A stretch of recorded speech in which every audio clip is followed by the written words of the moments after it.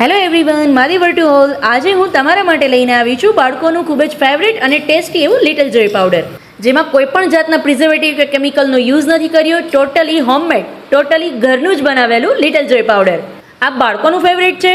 તો મારી દીકરીની એવી ઈચ્છા હતી કે મમ્મા આ વિડીયોમાં હું બોલીશ, હું બધાને સમજાવીશ કે કઈ રીતે આ પાવડર બને છે. તો ચાલો આજે એના વોઇસમાં આપણે આ વિડીયો આખો જોઈએ કે કઈ રીતે આ પાવડર બનાવેલો છે.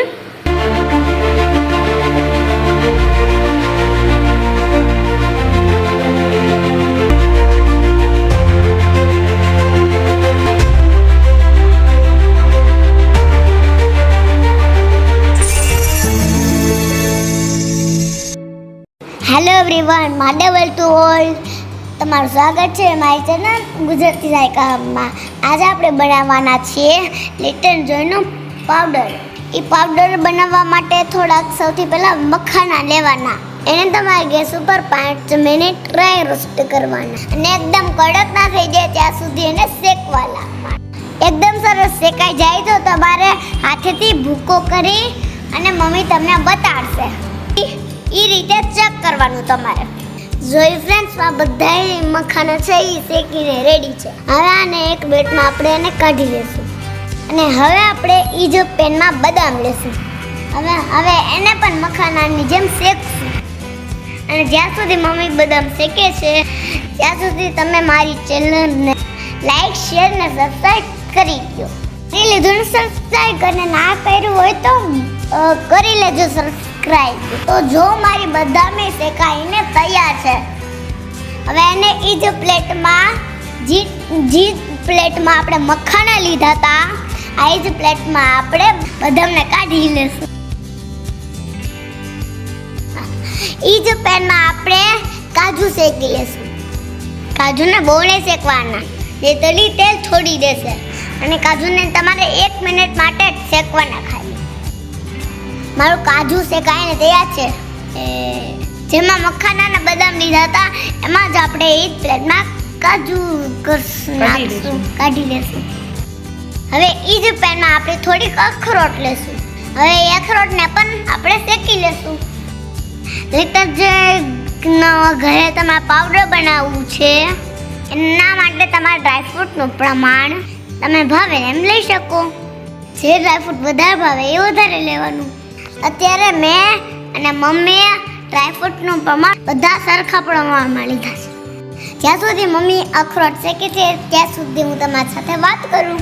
મારું નામ તક્ષવી છે. હું યુકેજીમાં આવું છું. એલકેજીમાં મને 90% આવ્યા હતા. તો પછી મને એવોર્ડ ના મળ્યો. તોય મને એવોર્ડ ના મળ્યો યુકેજીથી. બટ મમ્મીએ કીધું બધા એવોર્ડ મને યુકેજીમાં મને જ મળશે એકલાને. એટલે હું પછી સમજીને રડવા માંડી. હવે મને સમજાઈ ગયું કે યુકેજીમાં બધા એવોર્ડ મારા છે. મમ્મીનો અખરોટ શેકાઈ ગઈ છે. હવે આપણે એ જ પ્લેટમાં કાઢી લઈશું. મારું નામ બધા ડ્રાયફ્રૂટ ઠંડા થઈ જાય ત્યારે એનો ફાઇન પાવડર બનાવી લઈશું. જો મારું બધા ડ્રાયફ્રૂટનો પાવડર બનીને તૈયાર છે. હવે આપણે લોટ સાઈડવાળા તાયણાથી બધો પાવડર ચારી લેશું. જે ડ્રાયફ્રૂટ પીસાણા ના હોય એ ઉપર લઈ જાય, એટલે અગાસી ઉપર નહીં, નીચે અગાસી ઉપર, એટલે ચાયણામાં. જે ભાગ ચાયણામાં ઉપર લઈ ગયો છે એને આપણે જવા નથી દેવાનું. એને આપણે છે ને એક પ્લેટમાં કાઢી લેશું. હવે આપણે એનું શું કરવાનું હું તમને છેલ્લે શીખડાવીશ. હવે બીજા બાઉલની અંદર થોડો સાકરનો ભૂકો લેવાનો અને 2 થી 3 ચમચી જેટલો કોકો પાવડર. અને જો તમારો cocoa powder dark cocoa powder હોય તો ઓછી ચમચી 3 ચમચી લેવાની. અને જો ડાર્ક ના હોય તો 3 થી વધુ પણ લઈ શકો. હવે મમ્મી સાકરનો ભૂકો એટલા માટે નખાવે છે, બાળકો માટે ખાંડ કરતાં સાકર સારી. ગોળ છે એ ગરમ દૂધમાં ના પી શકાય. આયુર્વેદ ના પાડે છે કે ગોળને દૂધ બે સાથે ના લઈ શકાય. ગોળની ખાંડની બદલે સાકર લઈ લે છે. એને ચમચીની મદદથી એકદમ સરસ મિક્સ કરી લેશું. ડ્રાયફ્રૂટ તો મારો જે પાવડર હતો એ એડ કરી દઈશું એમાં. હવે બધા મિક્સરને એકદમ સરસ મિક્સ કરી લેશું. જ્યાં સુધી ચમચીથી મિક્સ ના થાય ત્યાં સુધી ચમચીને હલાવવા રાખવાની. તો તૈયાર છે મારો ફેવરેટ લીટર જોઈ પાવડર, જેમાં ગરમ દૂધ ને ઠંડા દૂધમાં હું પીઉં છું. એ બહુ જ મજા પડી જાય છે.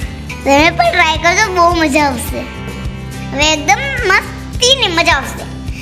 હવે તમે એકવાર મમ્મીને એમ કહેશો કે આ મમ્મી મને રોજ બનાવી દેજો, લીટર જોઈ પાવડર મારો બહુ ફેવરેટ થઈ જાય છે. હવે આપણે એક ડબ્બામાં સ્ટોર કરીને રાખી દઈશું. લાંબા ટાઈમ સુધી આ ખરાબ નથી થતો. લાંબો ટાઈમ ઘરમાં બચશે ને બધું પીવાઈ જશે. પાવડર જે મેં ડીશમાં રાખીને રાખ્યું હતું ને, હવે એનો ઉપયોગ કરવાનો. આ ભૂકાને મિક્સરમાં એકવાર પાછું ફેરવી લેવાનું. હવે એની અંદર થોડો ગોળ એડ કરવાનો. હાથની મદદથી મિક્સ કરી હવે નાના નાના બોલ વાળી લેવાના. જો મારો કેટલો મસ્ત બોલ બની રેડી થઈ ગયો છે. હવે આવી જ રીતે બધા બોલ બનીને તૈયાર કરી લઈશ. હવે એક સળીની મદદથી આપણે એ બોલને આમ ભરાવી સળી અને એક ચોકલેટમાં ડીપ કરી લેવાના. 10x10 એવા બોલને એવા બધા કરી લેવાના. તો તૈયાર છે મારા હેલ્ધી ચોકલેટ બોલ. હવે એને તમારા મનપસંદ ડ્રાયફ્રૂટથી ગાર્નિશ કરો. તો મજા પડે ને મારા વિડીયો જોવાની.